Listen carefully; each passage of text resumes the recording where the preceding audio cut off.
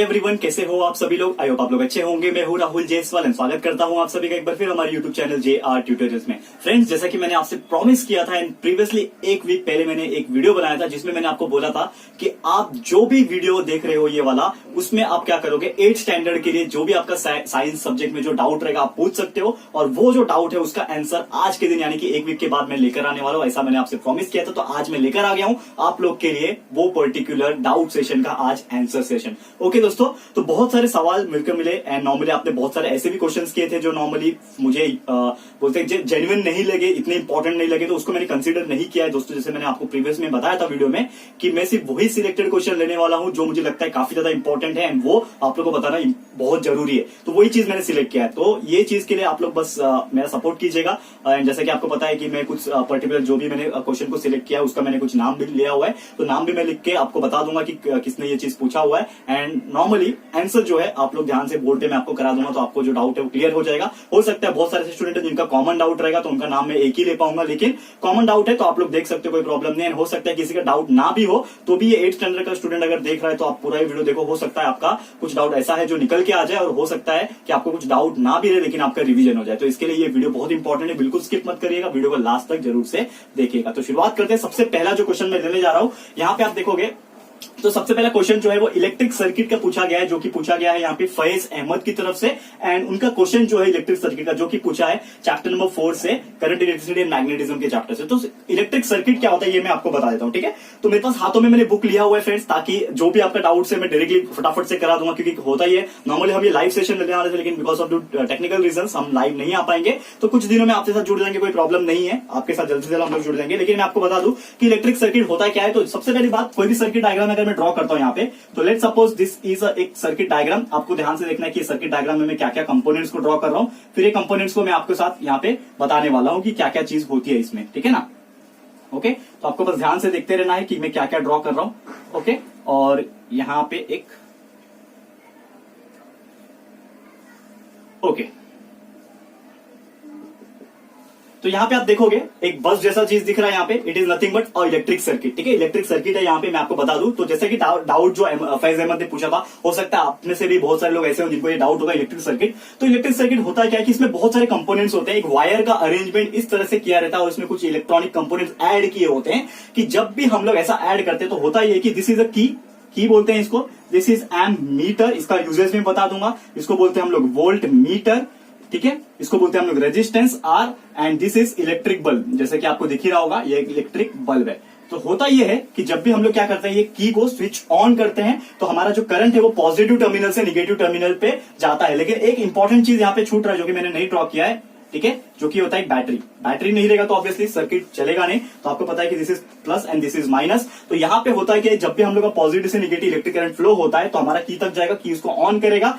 M metre क्या बताता है, कितना अमाउंट ऑफ करंट जो है इसमें सप्लाई हो रहा है वो एम मीटर बताएगा। फिर कितना अमाउंट ऑफ वोल्टेज इसमें सप्लाई हो रहा है वो वोल्ट मीटर बताएगा। रेजिस्टेंस क्या करता है कि पर्टिकुलर अमाउंट ऑफ करंट को वो स्लो डाउन कर सकता है अपने हिसाब से, फास्ट भी कर सकता है, ठीक है। तो एक रेजिस्टेंस प्रोवाइड करता है, एक रुकावट पैदा करता है यहाँ पे करंट के लिए, तो वो रेजिस्टेंस होता है। और बल्ब आपको पता है कि जब भी हम लोग ने करंट सप्लाई शुरू किया तो अगर वो इलेक्ट्रिक बल्ब जो है वो जल जाता है यानी कि ग्लो होता है, तो आपको समझ में आ जाता है कि यहाँ पे जो इलेक्ट्रिक करंट है वो ये सर्किट में फ्लो हो रहा है, और इसी के लिए हम लोग इलेक्ट्रिक सर्किट का इस्तेमाल करते हैं, ठीक है। तो मुझे लगता है आपको ये चीज समझ में आ गया होगा, ठीक है। यहाँ पे क्लियर हो गया ये चीज। अब बात कर लेते हैं हम लोग सेकंड क्वेश्चन की। तो सेकंड क्वेश्चन जो आपको पूछा गया है, जो कि टॉपिक अगर मैं बात करूं तो टॉपिक है आपका KLMN, ठीक है। तो KLMN नॉर्मली क्या है, यहाँ पे chapter number 5 inside the atom में से पूछा है, तो इसको भी हम लोग ले लेंगे। तो इसको हम लोग क्या करते हैं, फटाफट से डिस्कस कर लेते हैं। ओके, तो let's take this example number chapter number 5 से है ये, ठीक है। पेज नंबर 32 पे आप देखोगे तो मैं आपको ये बता दूंगा KLMN होता क्या है। तो अगर मैं बात करूं इसकी KLMN की, तो ये जो KLMN की मैं बात कर रहा हूं ये होता है शेल्स मतलब क्या होता है, जैसे कि आपने वो चैप्टर अगर पढ़ा है तो आपको ध्यान में आ रहा होगा कि मैं किस शेल्स की बात कर रहा हूं यहाँ पे। तो शेल्स इज नथिंग बट, यहाँ पे कोई भी एक पर्टिकुलर एलिमेंट ले लो, लेट सपोज मैंने ले लिया सोडियम, ठीक है, सोडियम। तो उसका मुझे इलेक्ट्रॉनिक कॉन्फ़िगरेशन पता होना चाहिए, लेकिन इलेक्ट्रॉनिक कॉन्फ़िगरेशन से पहले हमें क्या पता होना चाहिए, उसका एटॉमिक नंबर। तो लेट सपोज सोडियम है तो इसका एटॉमिक नंबर होता है 11, मैंने 11 ले लिया, ठीक है। अब इसका इलेक्ट्रॉनिक कॉन्फ़िगरेशन हम लिखते हैं 2,8,1। ये आपको पता है, ये मैंने एक्सप्लेन किया हुआ है ऑलरेडी, इलेक्ट्रॉनिक कॉन्फ़िगरेशन कैसे निकाला जाता है। तो इलेक्ट्रॉनिक कॉन्फ़िगरेशन मैंने देख लिया ये वाला चीज। अब इसको क्या करना होता है, हमें शेल्स में ड्रॉ करना होता है। तो सबसे पहले बात बता दूं आपको कि जो हमारे शेल्स होते हैं वो 4 शेल्स होते हैं, के, एल, एम एंड एन। ये 4 शेल्स होते हैं, आपको पता होना चाहिए। शेल्स इज नथिंग बट, जैसे कि आपका एक ऑर्बिट होती है कि आपका ये सोडियम का एटम है, ठीक है ना, उसके आसपास क्या होता है, इसे शेल्स ड्रॉ किए रहते हैं, ठीक है ना, एक ऑर्बिट होती है इनकी। तो यही होता है आपका शेल्स, के, एल, एम, एन का।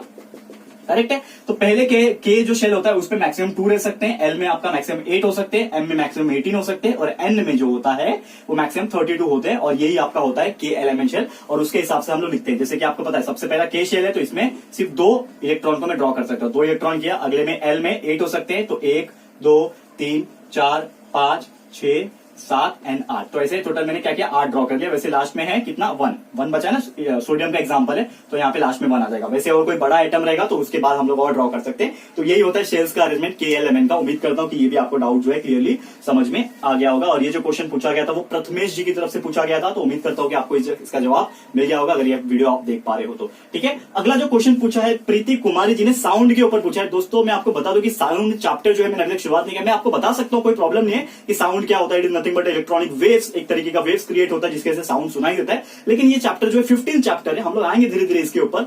और नॉर्मली कमेंट करके बताइएगा, अगर आप लोग स्टूडेंट हो यहाँ पे 8 स्टैंडर्ड के, तो आप लोग मुझे कमेंट कीजिए कि ये चैप्टर आपको एग्जाम में है क्या। क्योंकि अगर ये एग्जाम में है आपको तो ये चैप्टर मैं जल्दी करा दूंगा, क्योंकि अभी तो हमारा कुछ 8 चैप्टर या 7 चैप्टर तक ही कंप्लीट हुआ है। तो 15 चैप्टर काफी लंबा है, ठीक है ना, हम लोग सीरीज वाइज जा रहे हैं, हम लोग लाइन से जा रहे हैं। तो आपको ये चैप्टर जल्दी चाहिए तो मैं जल्दी पढ़ा दूंगा, कोई प्रॉब्लम नहीं। बस आप लोग कमेंट करके मुझे बता दीजिएगा सो दैट मुझे पता चल पाए। क्लियर है, तो मैं कमेंट चेक कर लूंगा। उसके बाद मैं चलता हूं सीधा अगले जो कि डाउट पूछा गया है, निभा देवी समथिंग नाम है आपका, I am sorry for the name, but निभा देवी, ठीक है। मेटल्स एंड नॉन मेटल्स आपने डाउट पूछा हुआ है, बहुत ही अच्छा डाउट है। आप लोग आपका मैं तारीफ करना चाहूंगा कि मेटल्स एंड नॉन मेटल्स क्या होता है। जस्ट कुछ ही दिन पहले, जस्ट 1 हफ्ता या 2 हफ्ता पहले हम लोग का ये चैप्टर ही चल रहा था जिसका नाम है मेटल्स एंड नॉन मेटल्स। इसमें हमने बहुत इंपॉर्टेंट चीज पढ़े हम लोग ने कि मेटल्स क्या होता है, नॉन मेटल्स क्या होता है। तो इसका मैं अगर बता दूं तो पेज नंबर 49 पे आपको देखने मिल जाएगा ये मेटल्स एंड नॉन मेटल, ठीक है। तो पूरा एक चैप्टर है हमारा मेटल्स एंड नॉन मेटल्स के ऊपर, जो कि आपको क्या बताता है। मेटल्स की मैं बात करूं तो मेटल्स इज नथिंग बट एक ऐसा एलिमेंट होता है जिसमें कुछ इंपॉर्टेंट कैरेक्टरिस्टिक्स होते हैं, ठीक है ना। एक ऐसा एलिमेंट है जिसमें कुछ कैरेक्टरिस्टिक होते हैं, जैसे उसका फिजिकल स्टेट होता है, लस्टर, चमक की प्रॉपर्टी होती है। जो भी मेटल्स होता है वो चमकता है, लस्टर की प्रॉपर्टी होती है, हार्ड होता है। मेटल्स जो होता है वो हार्ड होता है, बहुत कठोर होता है, डक्टिलिटी होती है। इसका मतलब ये होता है कि मेटल्स जो होता है ना फ्रेंड्स, उसको हम लोग वायर बना सकते हैं। मैलेबल होता है, मतलब मेटल जो होता है उसको हम लोग पतले पतले शीट्स में, थीन शीट्स में कन्वर्ट कर सकते हैं। Electrical conductivity and heat conductivity best होता है, मतलब उसमें से हीट और इलेक्ट्रिसिटी बहुत आसानी से पास हो सकता है। साथ ही में उसका डेंसिटी बहुत ज्यादा क्या होता है, हाई होता है। मेल्टिंग एंड बॉइलिंग पॉइंट बहुत ज्यादा हाई होता है। यहाँ पे सोनोरिटी होता है, उसके अंदर एक टाइप का साउंड क्रिएट होता है, टन टन का, जैसा आपने सुना होगा आवाज, that is the sound of metal. तो ये कुछ प्रॉपर्टीज होती है जिसके वजह से हम लोग मेटल्स को आइडेंटिफाई कर पाते हैं। वही नॉन मेटल्स की बात करें तो नॉन मेटल्स की प्रॉपर्टी काफी ज्यादा डिफरेंट होती है। जो मेटल्स में हमने पढ़ा वो नॉन मेटल्स में बिल्कुल नहीं होती। जैसे कि लस्टर बिल्कुल नहीं होता, फिजिकल स्टेट मतलब हार्ड ज्यादा नहीं होता है, ब्रिटल होता है, तोड़ेंगे तो टूट जाएगा फटाक से। डक्टिलिटी नहीं होती है, मेलेबिलिटी नहीं होती है, हीट एंड इलेक्ट्रिसिटी आसानी से पास नहीं होता है या फिर बिल्कुल ही पास नहीं होता है। तो ये कुछ प्रॉपर्टी होती है नॉन मेटल्स की। तो उम्मीद करता हूं कि आपको इसका जवाब मिल गया होगा निभा जी, उम्मीद कर लेता हूं, ठीक है। अब आगे बढ़ लेते हैं। आर्किमिडीज प्रिंसिपल के ऊपर पूछा गया क्वेश्चन। तो आर्किमिडीज प्रिंसिपल एक बहुत ही इंपॉर्टेंट क्वेश्चन है, यहाँ पे अक्सर एग्जाम में भी पूछता है आर्किमिडीज प्रिंसिपल। तो आपको बता दूं कि ये जो आर्किमिडीज प्रिंसिपल है चैप्टर 3 का एक बहुत इंपॉर्टेंट क्वेश्चन है, एंड पेज नंबर 20 पे आपको इसका टॉपिक मिल जाएगा, जो कि मैं आपको बताता हूं। तो Archimedes principal is nothing but कि कोई भी एक पर्टिकुलर मैं क्या लेता हूं, बीकर ले लेता हूं, उसके अंदर पानी भरा हुआ है, ठीक है, पानी भरा हुआ है। उसके अंदर मैं क्या करता हूं, एक कुछ बॉल ले लो या फिर कोई भी ऑब्जेक्ट जो ऐसा थोड़ा हल्का हो, उसको मैं डुबाने की कोशिश करता हूं। तो जैसे मैं यहाँ पे क्या करूंगा, वो ऑब्जेक्ट को डुबाने की कोशिश करूंगा तो वो जो ऑब्जेक्ट है वो नीचे तक जाएगा, फिर से वापस से वो ऊपर आ जाएगा। क्लियर है। तो ऊपर क्यों आता है, क्योंकि क्या होता है कि जब भी हम लोग पानी के अंदर कुछ भी चीज डुबाते हैं तो उसके ऊपर, मतलब जो ऑब्जेक्ट रहता है पानी के अंदर से भी उसको एक फोर्स जो है वो ऊपर की तरफ धकेलता है। वो जो फोर्स होता है, मैंने आपको पढ़ाया था वो टाइम पे, अगर याद होगा तो बायोंसी फोर्स बोलते हैं, ठीक है। तो बायोंसी फोर्स जो होता है, जिसको हम लोग फोर्स ऑफ बी बोलते हैं, यानी कि बायोंसी फोर्स बोलते हैं, तो वो उसको क्या करेगा, ऑब्जेक्ट को ऊपर की तरफ धकेलेगा। और हमने जो ऑब्जेक्ट का फोर्स लगाया हुआ, यहाँ पे जो मास लगाया हुआ वो नीचे की तरफ धकेलेगा। तो दोनों ही क्या करेंगे, एक दूसरे को स्टेबल बना देंगे और हमारा जो ऑब्जेक्ट होता है वो कहीं ना कहीं जो पानी के बीचों बीच वहां पे तैरता हुआ दिखाई देगा। तो वो जो प्रिंसिपल होता है ना, दैट इज कोई भी ऑब्जेक्ट का एक टेंडेंसी होता है कि वो पानी के अंदर नीचे जाके वापस से वो ऊपर आता है। ये जो प्रिंसिपल होता है ना, इसी को हम लोग आर्किमिडीज प्रिंसिपल बोलते हैं। उम्मीद करता हूं प्रणव जी आपका इस सवाल का जवाब आपको मिल गया होगा, ठीक है। बहुत अच्छे से मैंने समझाने की कोशिश की है। एक और क्वेश्चन बहुत इंपॉर्टेंट मुझे लगा यहाँ पे, जो कि प्रतिभा जी ने पूछा है, प्रतिभा धानवे जी ने पूछा है। यहाँ पे उन्होंने क्या बोला है, वैलेंसी के बारे में बताओ। दोस्तों मैंने आपसे बताया था कि ये जो चैप्टर में पढ़ा रहा था आपको, तो वैलेंसी एक बहुत इंपॉर्टेंट चीज होती है यहाँ पे। तो वैलेंसी निकालने के लिए सबसे पहले आपको क्या पता होना चाहिए कि वो पर्टिकुलर एलिमेंट का आपको atomic number as well as electronic configuration निकालने आना चाहिए। तो ये चीज मैंने ऑलरेडी आपको बताई हुई है, ठीक है। तो फिर भी हम लोग डिस्कस कर लेते हैं कि किस तरह से हम लोग वैलेंसी को या फिर इलेक्ट्रॉनिक कॉन्फ़िगरेशन जो होता है उसको निकाल पाएंगे। चैप्टर नंबर 5 का ये क्वेश्चन है, आप देख सकते हो चैप्टर नंबर 5 में। तो सबसे पहले मैं बता दूं, let suppose I take atom here, ठीक है ना, एक एलिमेंट का एटम ले लेता हूं सोडियम नाम का। तो इसका जो एटॉमिक नंबर होता है, सबसे पहले मैंने बोला कि जो भी एलिमेंट का आपको क्या निकालना है, वैलेंसी निकालना है या फिर इलेक्ट्रॉनिक कॉन्फ़िगरेशन निकालना होता है, तो सबसे पहले आपको क्या पता होना चाहिए, उसका एटॉमिक नंबर पता होना चाहिए। तो लेट सपोज सोडियम में मेरा एटॉमिक नंबर इस केस में है 2,8,1, करेक्ट है। तो ये मेरा हो गया, तो 2,8,1 हो गया मेरा, सॉरी 11 है मेरा एटॉमिक नंबर, ठीक है। सोडियम का एटॉमिक नंबर 11 है, तो इसका इलेक्ट्रॉनिक कॉन्फ़िगरेशन मैंने लिख दिया 2,8,1, इसी लिख दिया, इलेक्ट्रॉनिक कॉन्फ़िगरेशन 2,8,1। अब इसी से मैं क्या निकाल सकता हूं, वैलेंसी निकाल सकता हूं। तो वैलेंसी का मतलब क्या होता है कि इसके जो आउटर मोस्ट शेल होते हैं, यानी कि जो सबसे आखिरी का जो शेल होता है ना फ्रेंड्स, उसमें 8 नंबर का इलेक्ट्रॉन होना चाहिए, ठीक है ना, 8 होना चाहिए। बट यहाँ पे आपको 8 दिख रहा है क्या, नहीं दिख रहा है, मतलब और इसको कितने लगेंगे, 7 लगेंगे, ठीक है ना। तो 7 लगाने से अच्छा वो क्या करेगा, अपना एक इलेक्ट्रॉन को वो दे देगा, तो लास्ट में 8 बच जाएगा, करेक्ट है। तो इसी को हम लोग वैलेंसी बोलते हैं, that is sharing of electron. चाहे वो ले सकता है, that is giving and taking of electron, या तो वो इलेक्ट्रॉन ले सकता है खुद को 8 बनाने के लिए, या तो इलेक्ट्रॉन वो दे सकता है खुद को 8 बनाने के लिए। तो दोनों ही केस में जो उसको इजी लगेगा, अब यहाँ पे आप देखोगे जो 281 है, तो यहाँ पे उसको 7 लेना आसान है कि 1 देना आसान है। ऑब्वियसली अगर मेरे पास 1 है तो मैं दे दूंगा ना, सामने वाले का पूरा हो जाएगा, क्योंकि मेरे को 7 लेने से अच्छा 1 दे दूंगा, करेक्ट है। तो 1 दे रहा है, क्या दे रहा है, वो 1 दे रहा है। तो जो भी दे रहा है या फिर ले रहा है वो उसका वैलेंसी होता है। तो यहाँ पे वो 1 दे रहा है, दैट्स वाई ये केस में उसका जो वैलेंसी होगा ना फ्रेंड्स, ये क्या हो जाएगा, 1 हो जाएगा। तो इसी तरह से हम लोग वैलेंसी निकाल पाएंगे। इलेक्ट्रॉनिक कॉन्फ़िगरेशन तो आपको समझ ही गया कि सबसे पहले हम लोग कोई भी केस में 2 लिखते हैं, इसके बाद 8 लिखते हैं, जो भी बच जाएगा उसको बाद में लिखते हैं। अगर फिर भी 8 आ रहा है तो फिर से 8 लिखेंगे, जो भी आएगा उसके बाद में लिख सकते हैं। तो इस तरह से हम लोग इलेक्ट्रॉनिक कॉन्फ़िगरेशन भी लिख सकते हैं। उम्मीद करता हूं कि ये भी आपको बहुत अच्छे से आसानी से समझ में आ गया होगा। किंगडम मोनेरा एंड प्रोटिस्टा के बारे में पूछा गया है, अगला क्वेश्चन है दिनेश की तरफ से, ठीक है।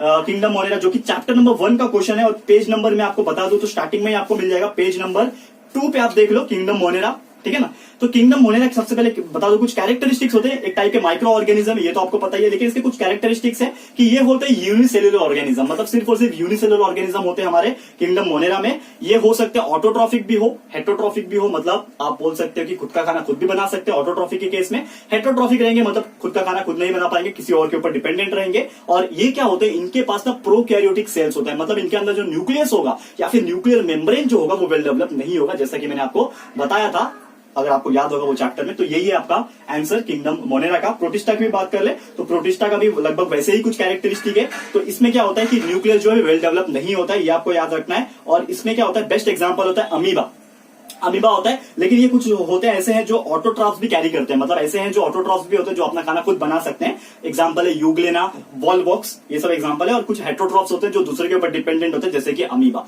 तो उम्मीद करता हूं कि ये आपका जो डाउट है वो समझ में आ गया होगा। अगले क्वेश्चन की तरफ बढ़ते हैं, जो कि पूछा है current electricity, what do mean by current. Current is nothing but the flow of electrons, ठीक है। ये पूछा गया है सानिका गायकी की तरफ से। फ्लो ऑफ इलेक्ट्रॉन्स मतलब क्या होता है, इलेक्ट्रॉन्स क्या होते हैं, चार्ज होते हैं जो कि फ्लो होते रहते हैं कंटिन्यूअसली। जब भी वो फ्लो होते हैं तो उसको हम लोग क्या कंसिडर करते हैं, एज ए करंट कंसीडर करते हैं। और इसी की वजह से आपका जो इलेक्ट्रिसिटी है इसको टर्म दिया जाता है, that is current electricity. That is the flowing of electrons in a particular wire और we can say particular circuit is known as the current electricity. उम्मीद करता हूं कि आपको इसका जवाब भी समझ में आ गया होगा, ठीक है। अब आगे बढ़ लेते हैं, क्या पूछा है हम लोगों को। अगला जो क्वेश्चन पूछा गया है, what is atom and magnetism. बहुत अच्छा क्वेश्चन है, पायल भोसले जी की तरफ से बहुत अच्छा क्वेश्चन आपने पूछा है। तो देखो एटम का मतलब क्या होता है, अगर मैं बात करूं कोई भी एलिमेंट जो होता है उसका सबसे छोटा हिस्सा, सबसे बारीक हिस्सा और उससे छोटा हिस्सा हो ही नहीं सकता है, वो होता है एटम। जैसे कि हाइड्रोजन है, हाइड्रोजन का एक इतना छोटा हिस्सा होगा, या फिर कोई भी एलिमेंट का ले लो, एक लोखंड का टुकड़ा ले लो, आयरन, वो भी एक एलिमेंट है, उसका सबसे छोटा जो हिस्सा होगा कि और उसको छोटा नहीं बना सकता, that is the meaning of atom. और वही बात करो मैग्नेटिज्म, जो कि आपका अगला सवाल है, तो magnetism is nothing but magnet के पास एक ऐसा प्रॉपर्टी होती है जो कि वो अपने जैसे दिखने वाले जो सब्सटेंस होते हैं या फिर कुछ ऐसे एलिमेंट जैसे कि आयरन, निकेल एंड कोबाल्ट, उसको वो अट्रैक्ट करता है या फिर वो रिपेल कर सकता है। तो ये जो प्रॉपर्टी उसको मैग्नेटिज्म बोलती है। और एक इलेक्ट्रिक इफेक्ट की वजह से भी मैग्नेटिज्म होता है, लेकिन वो आपको नहीं है अभी। तो इलेक्ट्रिक इफेक्ट वाला मैं नहीं बताऊंगा कि इलेक्ट्रिसिटी की वजह से मैग्नेटिज्म कैसे होता है, तो ये नहीं बताऊंगा। बस आपको इतना याद रखना है कि मैग्नेट की वजह से कुछ ऐसी प्रॉपर्टी होती है कि वो सामने वाले को अट्रैक्ट कर सकता है या फिर रिपेल कर सकता है, that is the property of magnetism, आसान भाषा में बताओ तो। ओके, नेक्स्ट है आपका एक अच्छा सवाल है एकता जी की तरफ से, एकता परमार। किंगडम फंगाई क्या होता है and what is mean by sexual contact. तो सबसे पहला जो आपका सवाल है किंगडम फंगाई, तो किंगडम फंगाई की अगर मैं बात करूं तो एक ऐसा ऑर्गेनिज्म होता है जो कि सबसे पहली बात तो हेटेरोट्रॉफ होता है, मतलब किसी और के ऊपर डिपेंडेंट होता है अपने खाने के लिए, क्योंकि उसके अंदर क्लोरोफिल नहीं होता है, उसको हम लोग खाना नहीं प्रोवाइड कर सकते। तो वो क्या करता है, किसी और ऑर्गेनिज्म के ऊपर ग्रो करता है, जैसे सड़ती हुई लकड़ी है, डेड बॉडी है, उसके ऊपर वो ग्रो करेगा और उसी में से खाना न्यूट्रिशन को लेगा और वो जिंदा रहता है। Best example is mushroom. Mushroom आपको बताइए, जहां पे सड़ती हुई लकड़ी रहती है या फिर आसपास में कुछ गंदगी होती है, वहां पे वो ग्रो करता है। That is the mushroom is the best example for fungus. And दूसरा आपका सवाल था what is my sexual contact. Sexual contact is nothing but जब मेल एंड फीमेल जो होते हैं जब आपस में यूनाइट होते हैं एंड उनके बीच में क्या होता है, हार्मोन का एक्सचेंज होता है। That is the female gamete and male gamete दोनों एक्सचेंज करते हैं। That is the meaning of sexual contact. ठीक है, तो उम्मीद करता हूं कि आपको अपना जो डाउट है वो क्लियर हो गया होगा। एंड आज दोस्तों आप लोग का जो 8th का मैं बात कर रहा था, आपका जो डाउट सेशन है यानी कि रिवीजन लेक्चर का सेशन है, ये आज होता है कंप्लीट, क्योंकि यहाँ पे इतने ही सवाल जो मुझे लगे इंपॉर्टेंट है और उसका जवाब मैं दे पाऊंगा यहाँ पे मुझे लगे। और बाकी के जो क्वेश्चन बहुत सारे ऐसे पूछे थे जो जिसका लेना देना नहीं था, तो उसको मैं सिलेक्ट नहीं किया हूं, तो उनके लिए मैं माफी मांगना चाहूंगा कि आपका जो सवाल है मैंने यहाँ पे कंसिडर नहीं किया। और बहुत सारे ऐसे भी कमेंट आए थे जो अप्रिशिएट करने के लिए थे, तो उनके लिए बहुत थैंक यू है, मेरा दिल से थैंक यू है कि आपने बहुत तारीफ की है, बहुत सारे अच्छे अच्छे वर्ड्स लिखे हमारे लिए, तो उसके लिए बहुत बहुत शुक्रिया है आप लोग को। बस आज आपके लिए इतना ही रहेगा, जिसमें मैंने आपको बहुत सारे डाउट जो है क्लियर कराने की कोशिश की है। उम्मीद करता हूं कि आपको ये जो डाउट्स है वो आपके क्लियर हो गए होंगे। बहुत सारे ऐसे स्टूडेंट होंगे जो लोग को किसी भी तरीके का डाउट नहीं था, फिर भी वो ये वीडियो देख रहे हैं, तो उनके भी जो डाउट्स होंगे या फिर आपका जो एक रिवीजन हो गया होगा एक तरीके से, तो ये आपको अच्छा लगा होगा। तो उम्मीद करता हूं कि आपको आज का लेक्चर वीडियो पसंद आया होगा। हमारी जो मेहनत है आप लोग के लिए रेगुलर बेसिस पे लेक्चर वीडियो लेकर आने के लिए, साथ में रिवीजन लेक्चर लेकर आने के लिए, ये आपको पसंद आ रहा होगा फ्रेंड्स। ठीक है, तो अगर ये वीडियो आपको अच्छा लगा है फ्रेंड्स, प्लीज वीडियो को लाइक कीजिएगा, शेयर कीजिएगा अपने सारे फ्रेंड्स लोग को, फटाफट शेयर करो एंड इन्वाइट करो सब 8th स्टैंडर्ड के स्टूडेंट्स को कि फटाफट से आके ये वीडियो देख ले। ठीक है, तो उम्मीद करता हूं कि आप लोग वीडियो को लाइक करोगे, शेयर करोगे, एंड अगर आपने अभी तक चैनल को सब्सक्राइब नहीं किया है तो प्लीज फटाफट से हमारे चैनल को सब्सक्राइब कर देना, साथ में बेल आइकन को प्रेस कर देना, ताकि जब भी हम लोग वीडियो लेकर आएंगे आप लोग को नोटिफिकेशन मिलती रहेगी। ठीक है फ्रेंड्स, तो मिलते हैं हमारे अगले वीडियो में। ये वीडियो देखने के लिए thank you and good bye.